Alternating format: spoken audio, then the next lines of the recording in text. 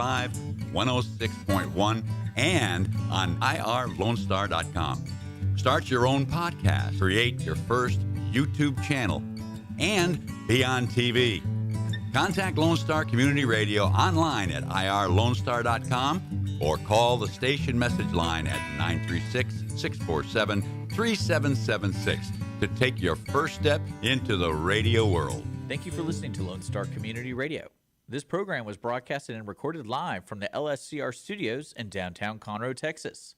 Lone Star Community Radio is supported by listeners like you. Donate and sponsor today. For more information on getting involved with Lone Star Community Radio, contact us at lscrstudios@gmail.com or visit us online at www.irlonestar.com.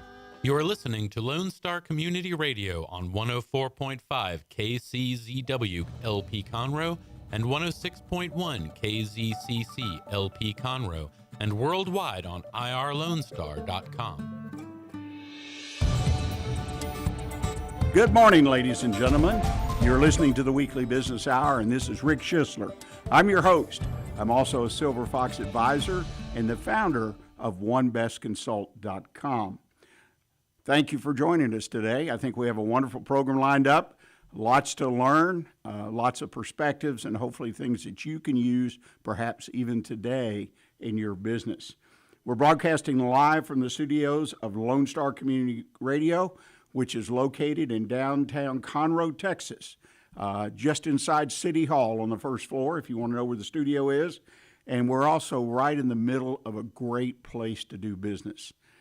This county, Montgomery County, Conroe, Texas, surrounding area, there's lots and lots of business growth happening. It's amazing what's going on. And as we start today's program, I want to offer you my quick thought of the day.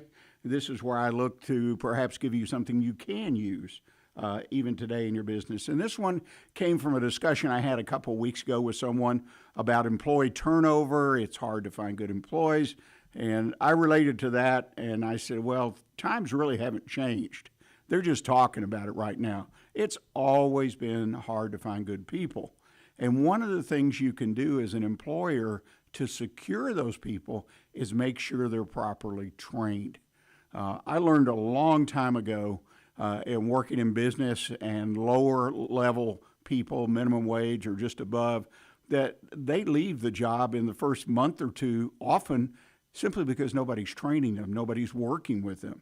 They sort of feel left out. So for no other reason, that training helps people connect with your business. There are lots of places that you can find training for your people because your ultimate goal is to have a qualified, happy, successful, and productive workforce. First place I recommend people, go to the community colleges in your area. Go online today. The internet has all kinds of information, and you may be really surprised the kind of training programs for very little money that you can find for your employees to attend. It's a great place to start. Experts, vendors. People don't realize vendors. You know, one of the big shocks I had years and years ago was my insurance agent. They had loss prevention people through the insurance company that came in and did surveys and gave us a report and pointed out some things that we should correct and reduce our chance of having a claim. There are companies you're doing business with today that if you just talk to your rep, your salesperson, whoever, that you're going to find out that somebody has training programs available, but nobody ever asks about them. And typically what's nice about these, they come on site. So your folks don't have to go anywhere. They're right there. They take an hour or two or whatever out of the daily business. You pay them, of course, and they can get some training that will make them better qualified, more productive employees. One of the things I think is very, very important, and a lot of us in small business are not real good, is that's documenting things. And training is something you want to document.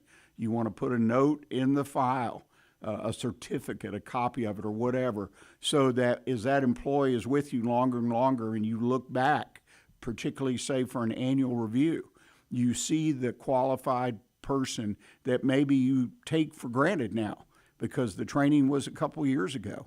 But be sure you document that. Also, the fourth thing I like to encourage people to do is tie pay increases, bonuses. etc., reward, if you will, monetary or otherwise, to completion of training programs. Give your employees an incentive to do this. And last, don't forget about online opportunities. Today, there's all kinds of education and training available on the internet.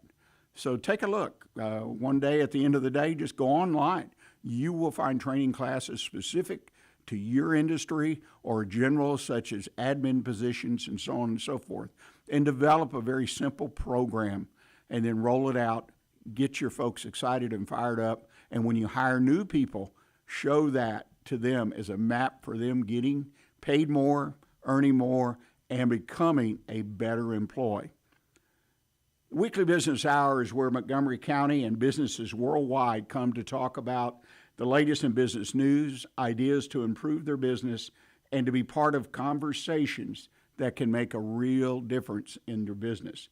And along those lines, I encourage you, if you have a thought, you want to talk about something, or you have a particular business challenge that's your challenge, drop me an email. It's real simple, Rick, R-I-C-K, at irlonestar.com. That's Rick at irlonestar.com.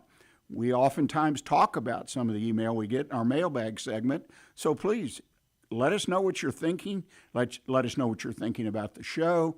And again, if you have a particular problem or whatnot, not necessarily will I put it on the air, but I often do. But either way, you're going to get a response from me. Also, a reminder that today's program is broadcast live on Facebook Live and YouTube. Simply go to the Weekly Business Hour page, click on the live button, and you can watch as well as listen to today's program. Now we'll get started with the real meat and potatoes, as I like to say, of the program, and that's our guest. Today, we've got a wonderful guest, someone I know personally who in her business helps me. She's Melissa Hammons, who's a physical trainer and therapist, and most importantly, she's now becoming an entrepreneur. She's expanding her business, taking it to a different level, but still related to what she's always done. Melissa, welcome to the program. Thanks for having me, Rick. Well, you're at an exciting time. You and I talk about that. For full disclosure, I'm a client of Melissa's in a physical training, and she works me out and keeps me straight on my nutrition, all the things that go into making myself stronger, and she's outstanding for some of you that are looking for somebody. Highly recommend Melissa for that. But Melissa, you're in the position today, or a few months ago, I guess, you started and say, hey, I'm going to go get a storefront. I'm going to go on Main Street, as I like to say. Yes. So it's always been a dream of mine to own my own studio.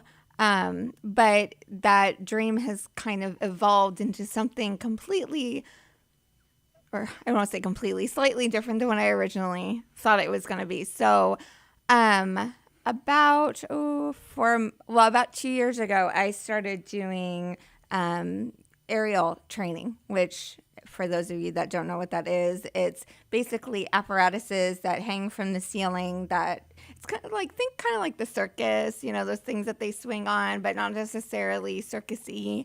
I wanted a different way to challenge my body. I always thought I was strong until I started doing aerial, and then I found a whole different level of strong. And over the years, I've always tried to find new ways to challenge myself to become just a better version of myself, physically, mentally. Anyway, so I fell in love with it, and about 6 months ago, I was sitting down, and I was like, you know what? I've always wanted to own my own Pilates studio. Pilates has my heart, but I was like, I need to have something different. There's a Pilates studio on every corner. I'm like, but how many places do you know that have aerial studios? And I don't want to just have an aerial studio for adults. I want to have it for children. I want parents or adults and children to be able to work out together, not necessarily in the same classes, but at the same time. So, me, when I'm taking my kids to gymnastics and they're sitting there, they're doing their workout, but I'm just sitting there, I want to be able to give that parents an opportunity to be able to work out instead of just sitting there getting work done. Lead by example, and your kid's working out, but what are you doing? You're sitting on your laptop or you're playing on your phone. How about you work out too? And you show them that, hey, this is how life is supposed to be. So that was kind of where I went with that. Well, you create a family attitude, if I would call attitude, that we're working out. And of course, being able to separate them so everybody has their own time, so to speak. Absolutely. Because kids' points of view and things they enjoy are obviously different than adults. Absolutely. It's an interesting concept. Well, let's back up a little bit before we kind of dig down into your motivation and whatnot to do what you're doing. Your general business background, you've been in business for some period of time now. I just celebrated my 20th anniversary as a certified fitness professional. So you've been in business basically for 20 years. And you operate your business at the current time from? So currently I operate it from my home. Yeah, so I have a lot of clients that live in my neighborhood, and it was just always an accessible location for them. And I really, throughout life with kids and getting married, and I had to be a stay-at-home mom for a bit, but then also try to incorporate my fitness profession as well. So it just worked out that I did it from home, and owning a brick and mortar for just personal training, it just didn't make sense at the time. Yeah, well, you've got a nice facility there. Thank you. Basically converted your garage into a kind of a mini gym, but with lots of options. Yes. I can speak to that. Again, I'm a client, so it's an interesting concept, and it works, and I know others have duplicated it.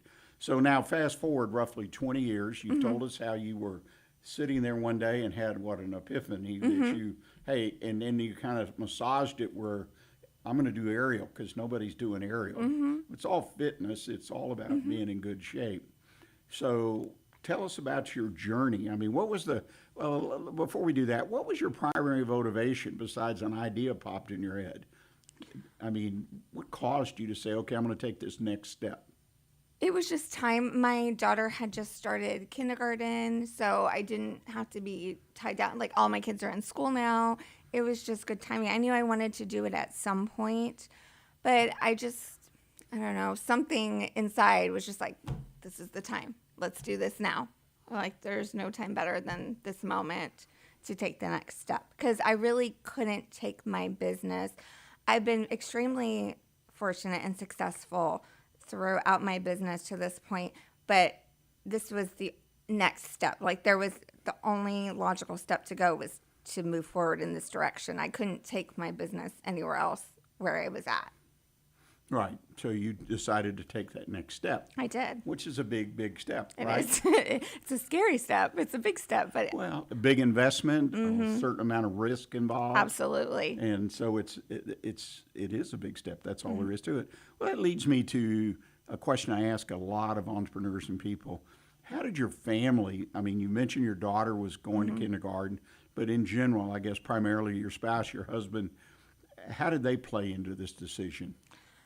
So I introduced my kids my kids have been working out with me since they were babies. Like, my daughter does Pilates with me on a regular basis in our garage. She's 6.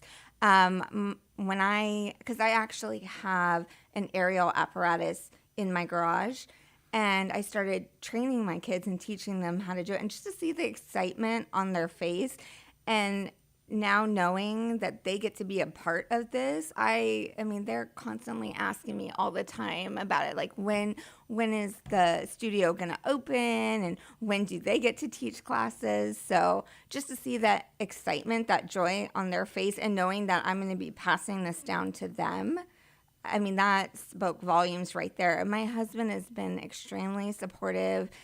He's always encouraging me to do bigger, better things, because he knows my capabilities, and he knows when I put my mind to something, I don't stop. I make sure it gets done. So he's been extremely supportive, and I can't say enough good things about him. Well, that's wonderful. You know, so many times I will talk. One of the favorite things I do myself, and this is on me, is I will sit down and talk to someone who has an idea or wants to go into business, and for an hour or so, and I don't charge anything because I'm challenged. And about half of them, after we finish the conversation, I encourage them to take a second look, that maybe they're not ready for certain reasons, which we typically talk about. But it's so important that you include your family in these decisions, particularly your spouse, and because they're economic decisions, there's money, things that have to be considered, and support that you need from day one, or in prep, right? You need a certain amount of support, because I know a little bit about your story of getting to where you are today. And so far, what has been the most challenging issue for you to move to this Main Street location, so to speak? A lot of moving parts and not always having control of all those parts. With working with the bank and the agents, my real estate agents have been phenomenal. We've had a lot of challenges along the way. And so Felicia Hennessy and Richard Moore with the Bridget Moore Group, outstanding. I couldn't have done it without them. Also, just the hoops of, with the bank and with the landlords have been great too, but we had some issues along the way. Just, I'm kind of a control freak when it comes to my stuff. And for me, if you tell me to get it done now, I'm going to get it done now. And so if I have to patiently wait, which I don't do very well, I get inside my own head and it's a struggle. So I think that's the part too, is also being patient, that all those pieces come together and knowing that I don't have full control over that situation. Yeah, there's always lots and lots of issues that come up. And the thing that always amazes me is that when someone makes that move, opens the store, it could be the only time in their life that they deal with these issues, a lease, construction, all these things. So they're not prepared. No. And having good advisors, such as you mentioned, your real estate agents. Now, did they find the location for you? Yes. So Felicia actually found it. So Felicia has a little bit of a fitness background, and she knew exactly what I was looking for because she owned her own studio years ago. And the location couldn't have been more perfect. It's actually off of 1488. It's a warehouse style building, which is perfect for aerial because you need high ceilings.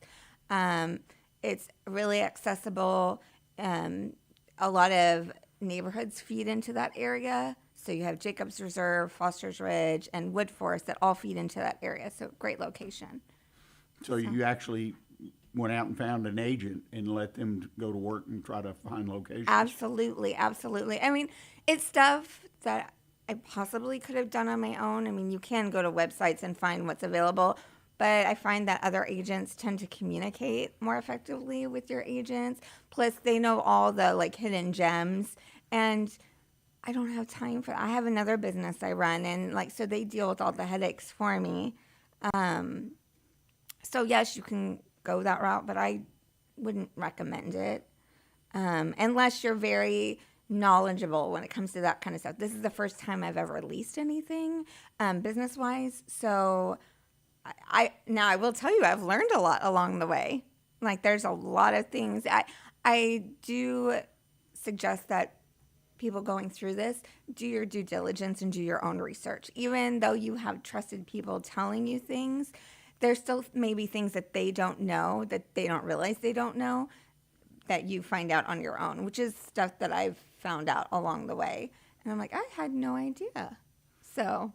Well, but you make a great point, and something I'm philosophically 100% behind is hiring experts, good people, spend the money, whatever, to do the things like legal documents, hire a lawyer. You can go online, LegalZoom or something, but if you don't deal with this, and this is probably, again, a one-off situation, maybe you grow and you open another location, but most people, that's going to be, unless they move, this is going to be it. And boy, you sure don't want to open for business and there's something that was forgotten because certain legal documents didn't do this and that. It's funny, I had a mentor, I've had a lot of wonderful mentors and been blessed with that in my life. And one of them, who happened to be an attorney, said that when you get documents, whether it be a lease or a loan document, yes, you've got representation, but he says you read every word in that document yourself. In other words, don't depend on somebody because once they sign off, they're gone, and you've got to live with it. And so it was a good point. So I, in my early career years, which happened to be in real estate, would read every document and so on and so forth. And eventually I have a law degree, but still that concept of taking responsibility, especially when you've got so much at risk. 100%. So that's pretty neat. Well, we've used up quite a bit of time this morning, so we're going to take a break. Okay. Let Melissa have a break and let some of our supporters and sponsors talk to you. And when we're done, we're going to come back and we're going to continue this conversation and talk about marketing and how you open your location, how you set yourself up for success. So please stay with us, and we'll be right back with you.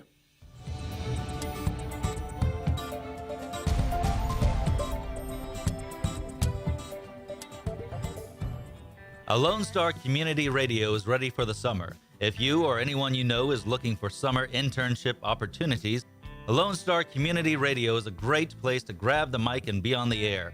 A Lone Star Community Radio offers a great opportunity to those interested in learning about the radio world all year round. Be an on-air personality, talk show producer, or YouTube, TV, podcast editor. Contact the station at info@irlonestar.com or call the station's message line at 936-647-3776. Does volunteering at a nonprofit horse sanctuary sound wonderful? Or are you a veteran or a veteran spouse and think trying a peer group session through a local Horses and Heroes equine program might be worth trying? Henry's Home Horse and Human Sanctuary, located in Grand Central Park by appointment only, is home to a growing number of rescued and donated horses. Visit our website at henryshomehorsesanctuary.org or check out our Facebook at Henry's Home Horse and Human Sanctuary. God's Garage is a 501c3 that repairs and gives away cars for free to single moms, widows, and wives of deployed military. You can help God's Garage by donating a vehicle, volunteering your time, or by monetary donation. God's Garage is located at 2106 East Davis, Conroe. If you'd like to learn more about God's Garage, visit our website at godsgarage.org. Or you can contact us and we would be glad to come and make a presentation to your group. Welcome back, ladies and gentlemen. This is Rick Schisler, and you're listening to the Weekly Business Hour. I hope you've gained some information and thought, particularly if you're looking to expand or grow your business, or most importantly, you're going to open a new business. Always a challenge. And again, don't forget, you too can be a sponsor of the show. We look for sponsors. Lone Star Community Radio is a nonprofit. It's the nonprofit community radio station for Montgomery County. So please consider making a donation. That's how we pay the bills here. And you can send it to the Weekly Business Hour or directly to the Lone Star Community Radio. Well, Melissa, when we went to the break, we learned a little about locations. It sounds like you followed the book really well on that, and hiring outside counsel, so to speak, a real estate agent, and you're very satisfied with the location. Yes. And when do you expect to open the business? So we're actually opening summer camp, youth summer camp in July. So the whole month of July and the first week of August will be strictly summer camp for the youth. And then we officially have our grand opening August 17th, which is a Saturday, and then we officially open for classes August 19th, which is a Monday. So you're lining things up. Lining things up and knocking them down. Let's talk about marketing. I mean, that's a big part of doing business, and unfortunately a part of business that many business owners somewhat overlook. They focus on maybe advertising a little bit, which is a component, but marketing. Tell us how you put together your marketing plan and what your considerations were. So really, I had to figure out my target audience. I had to figure out how to reach my target audience. And because I am dealing with youth and I am dealing with adults, a lot of my youth aren't going to be on social media, which is usually how I reach the adults. So my marketing for the youth is like going to schools, or I have friends with teenagers, which is my target audience, like from the ages of 11 to 15 is really my target audience. So having them wear my logo. So Sky High Aerial Fitness, I made the logo very appealing to use to want to wear on hats, on shirts, on sweatshirts, because that's how I market with that age group. It's not like they're on the social media necessarily and oh, there's an ad that comes across. But if they see a really cool logo, they'll start asking their friends about it. So you've chosen to market through wearables and so on and so forth. Now, what is your background? I mean, what information did you gather that told you that would be a key way to market to the young people? Well, honestly, it just came to me one day, trying to think about how to reach people at different ages or journeys in their life. What spoke to me when I was younger, or what speak to like my nieces and nephews, because my kids are kind of younger. My oldest is 11, and a lot of the times it's like what things are cool, what are they into? Like I don't do anything with video games, which is kind of the big thing now. So I have to think about, and it's not specific to men or female or male, but usually what they wear is going to attract people, using bright colors, using it's kind of more like a California retro vibe, but it's going to raise questions. And I actually sent it to several of my friends that have teenagers to help me pick the logo out. Because so you took a sample. Yeah, so adults, they're not going to necessarily care about the logo. They're just going to care about all the other details, like what does this include? How much does it cost? Like, what are we going to get out of this? Where the kids, what's going to attract them first is going to be the logo because they don't have any other details. Right. So no, you make a wonderful point there.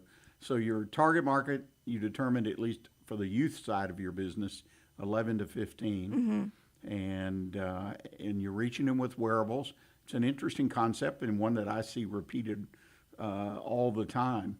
The key is in marketing, as you well know, is to measure your results to make sure you're getting a return on your investment, so to speak, and making it work. Did you actually write up a marketing plan? I did. I wrote up a whole business plan. Wow. Canva is an amazing tool, and they actually have templates for that. So I took one of their templates and I filled it in with my marketing, my target audience, my mission statement, my financials, all of those things. And I presented it to the landlord for the lease, and then I also presented it to the bank.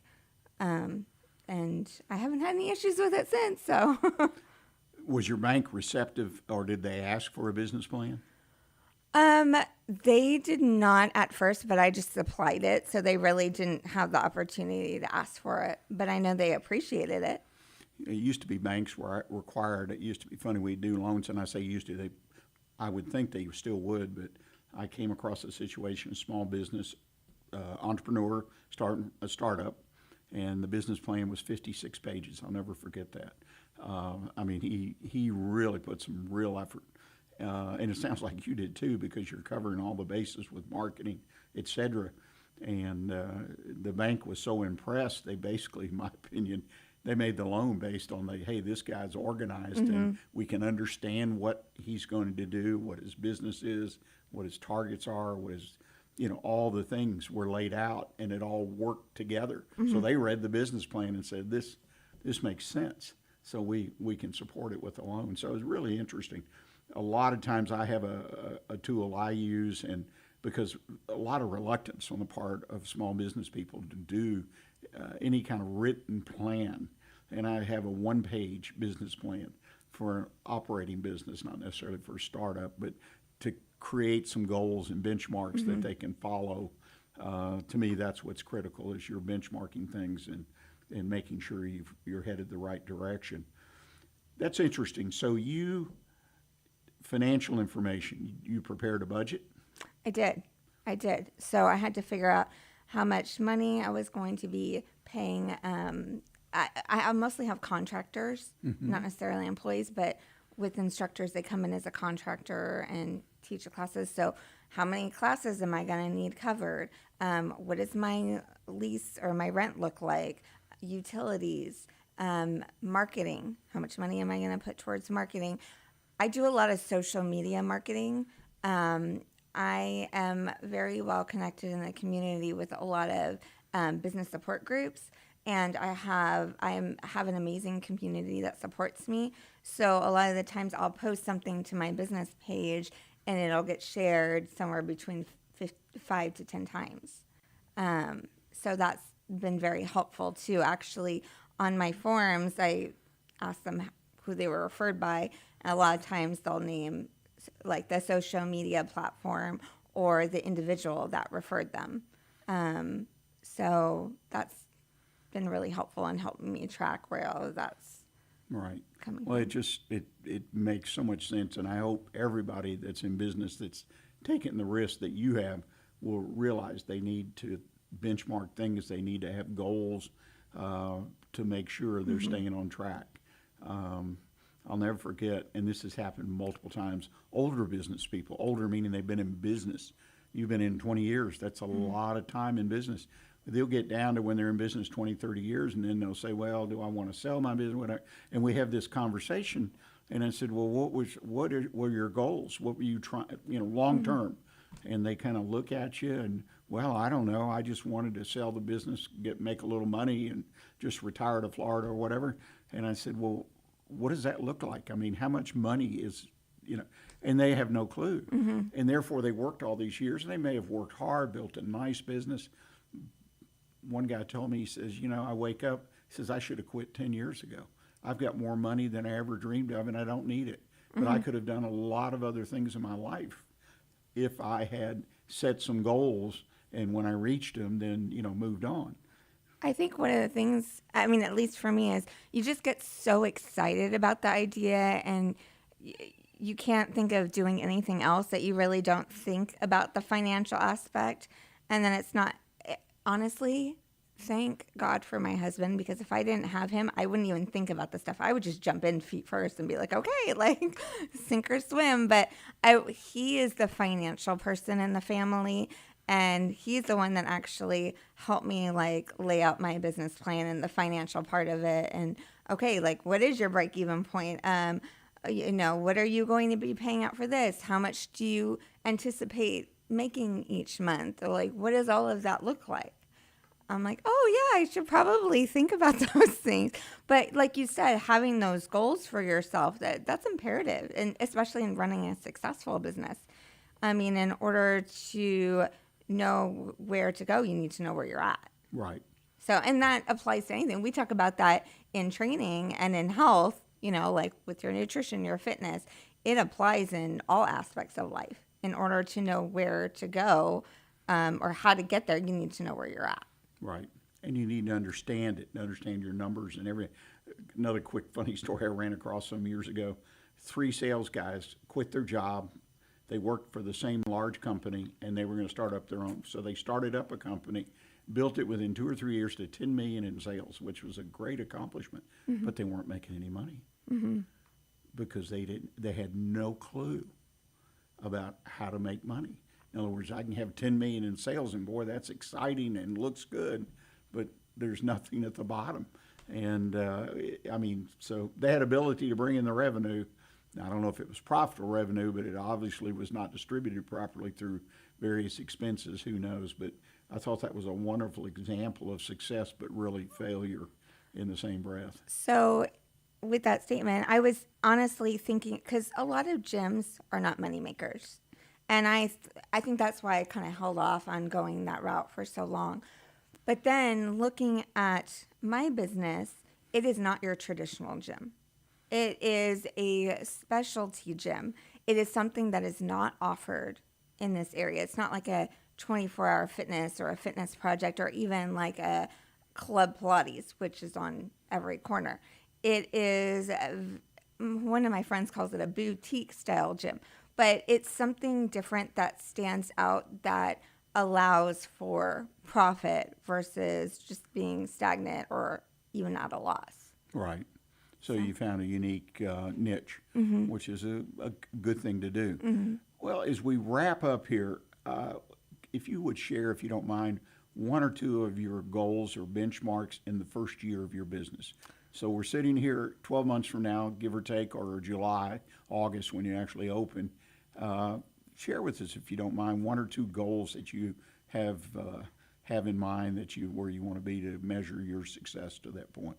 So I actually would like to be at 100 members, which some of my goals may be a bit aggressive, but I feel like if I don't make them aggressive, I'm not going to be there. And to make a name for myself or my business in the community. Like, I want parents to feel good about sending their kids to the studio. I want parents to feel good about coming and working out the studio. And I want the kids to feel like they have a fun, safe place to either work on getting stronger, or the method kind of behind the studio is also to help enhance performance for athletes too. So it's a different level of training that you don't get from those other sports. Right. So I want kids to be able to find that. No, it's interesting. It'll be interesting for you to measure your success. 100, that's a number that can be tracked easily and looked in on every month or every quarter to see where you are. No, I think that's great, and that's wonderful goals of what you had. Melissa, I can't thank you enough for taking time. It sounds like you're super busy right now, and that, as people typically are when they're getting ready to open that business, lots and lots of details, as you mentioned. If people want to get in touch with you to learn more about the studio, et cetera, what's the best way for them to do that? Yeah, so there's a couple ways they can do it. They can reach out on our website. It's skyhighaerialfitness.com, or they can email us at info@skyhighaerialfitness.com. Okay, well, that's wonderful. If you're listening to this, if you're listening to the podcast, videocast, I would reach out. This is an interesting business, and I love the fact that you've created there's a niche there, which I think I believe you're going to have a lot of success with. Thank you. I hope and so. we wish that you have that success. Well, ladies and gentlemen, we're going to take our bottom of the hour break now. Coming up in the second half of the show today, I am going to go to the mailbag. So again, send your challenges in. I love to receive these. This one is how not to fumble increasing your prices. Lots of conversation out there in the business news about price increases. What does a McDonald's meal cost? I keep seeing that. Poor people at McDonald's, they're getting hammered with their price increase, especially in California. And then I'll close today's program with one best consult tip of the week. How do I value my business when it's time to sell? And we kind of touched on that earlier. What do you want at the end of your time with your business? But here, there are methods, ways to value that business, and we'll discuss those in our Best Consult Tip of the Week. So please stay with us. We'll be right back with you.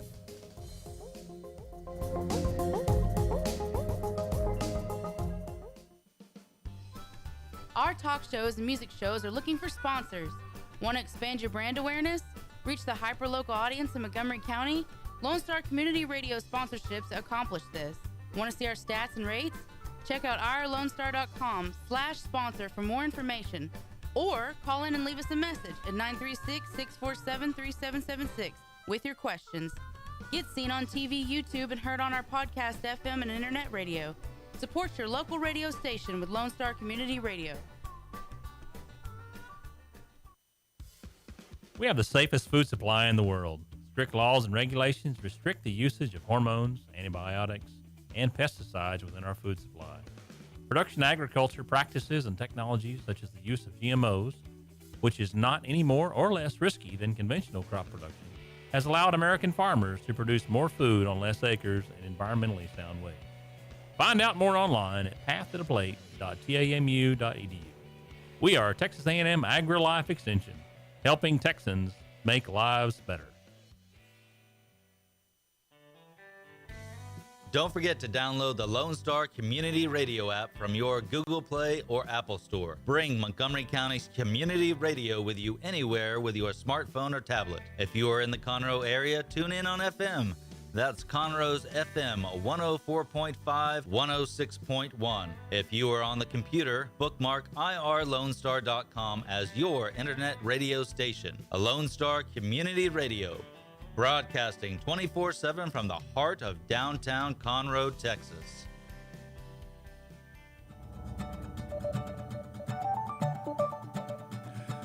Welcome back, ladies and gentlemen. You're listening to the Weekly Business Hour. I'm Rick Schisler, your host. Hope you enjoyed our conversation with Melissa Hammons, starting up a whole new business, extending her current business. She's into branding and all kinds of exciting challenges, but obviously very excited about that opportunity. And there was a lot in that conversation, in my opinion, for those of you who are looking to extend your business or start a business, some key points that would be worth noting. And along those lines, I'll mention to you in a couple days, Wednesday of this week, a copy of today's show will be available on all the social media sites, Facebook, the Weekly Business Hour page, the same for YouTube. You come here to the station's website at irlonestar.com, click on the tab for shows and daytime shows, and you'll see the Weekly Business Hour, and you can click on the show and watch it that way as well. Also, again, remember that your business can be a sponsor for the Weekly Business Hour. Just send me an email at rick@irlonestar. For more information, you would be supporting a nonprofit community radio station, our station, right here in Montgomery County. Well, the mailbag. This came from Charles, and it had to do with price increases. And I just had to grab it because there's so much being written about inflation and people being forced to raise their prices and so on and so forth, and what it looks like, and we're paying $10, $12 for a Happy Meal or whatever. You got to be really, really careful and on target when you raise your prices, because you need to raise your prices if your costs are moving up. And I haven't talked to a single business person in the last 6 to 12 months that is not facing increased cost. There's several things I would encourage you to do as anytime when you raise prices. First is analyze your cost so that you know exactly where your minimum target is, because I assume you're not going to price your business to lose money. Of course, you may have specials or something to draw new customers in, but you've got to have the right price for your business to pay your bills day in and day out. Typically, businesses will have a folder or somewhere they'll go where their cost and everything are lined out, update it based on the current budget or actual financials, and then it'll run a number that gives you an idea of where you've got to price your products. And again, typically, my experience, it was the minimum price or the break-even pricing structure. I would also observe, don't expect a lot of flexibility going forward to continue to raise prices. I think it really is a stretch to think that you can raise prices 2, 3, or more times a year. I've read that some businesses have done it, but they're holding their breath. I think it's not that kind of environment. I saw that environment back in, I guess, the 70s and 80s with inflation. People were borrowing money for homes at 11% mortgage rates, and it was but it was more of a positive. Yes, complaining about the interest rate, but things were booming and growing, and jobs were being created. We're not in that same situation now, currently, at least mentally, the way people seem to be thinking. Survey the market, check out your competition. That's an obvious one. I find small businesses sometimes are reluctant to check on their competition. It's not hard to do. You can assign someone in the office. So much information available on the web these days. You can gather information of what your competition is doing and what they're charging for it. If possible, test the increase on a small segment of your customers. Even a small business can do this. Raise the prices to a set of customers, 5, 10, 20 customers that are not your best but not your worst, and just see what happens and learn how to properly communicate. And then at the end of the day, the most important thing, in my opinion, is stay sensitive to your market. you should always be sensitive to the market, but right now you need to be really keen and real closely listen and watch and see what's going on before you make this very critical, always important decision to raise your prices. Well, ladies and gentlemen, I want to go to our One Best Consult tip of the week. It's a more of a technical kind of discussion here. It's how do I value my business when it's time to sell? We spent a lot of time on this show over the last several months. We had experts. Rich Hall came in, spoke to us. He's a certified exit planner, has a lot of background and personal knowledge, and he provided us, in my opinion, all kinds of, really a wealth of knowledge about the overall process of exiting your business. I want to zero in, though, on valuation. What is the value of your business? This is always tricky and hard for some people to understand. There are different ways to value your business, and it's important, one, that you know what they are, so you decide on which works best for you, but be aware that potential buyers may come in and apply another method. The most common way to value a business is market. What is the market value of your business compared to similar businesses, similar in size, profitability, in a similar industry? You have to determine where you fit. So you look at the financials, typical a minimum of 3 years of financials, preferably prepared by an outside accountant, and then you use a multiple.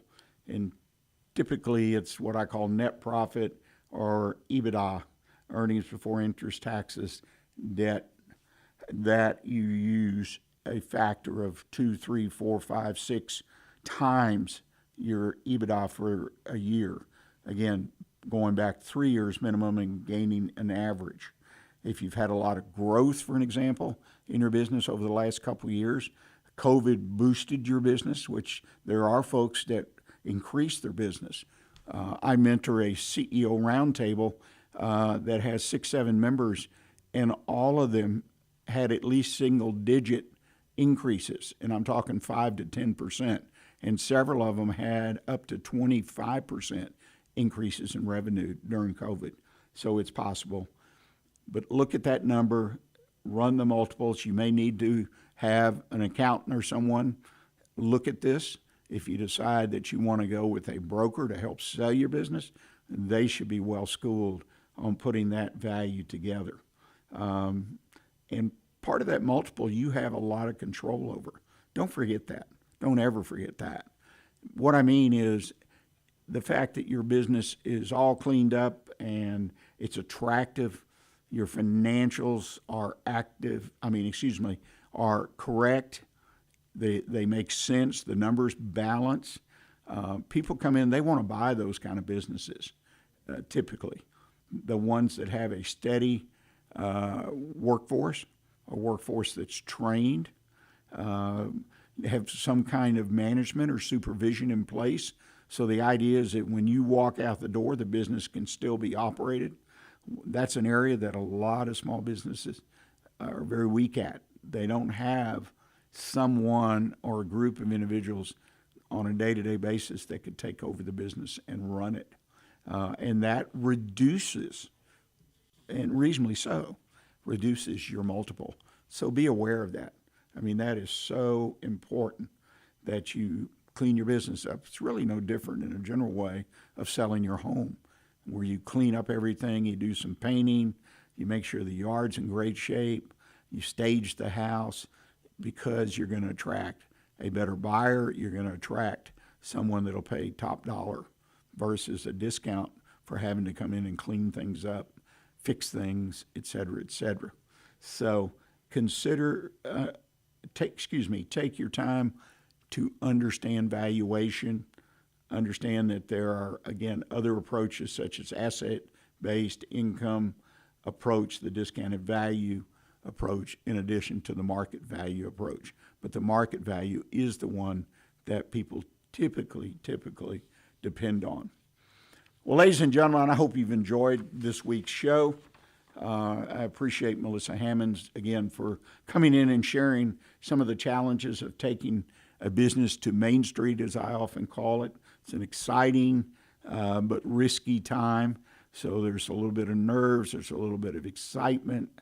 Melissa mentioned impatience to make it happen, but it sounds like she's got it focused in the right direction and on the right things. So again, thank you for Melissa.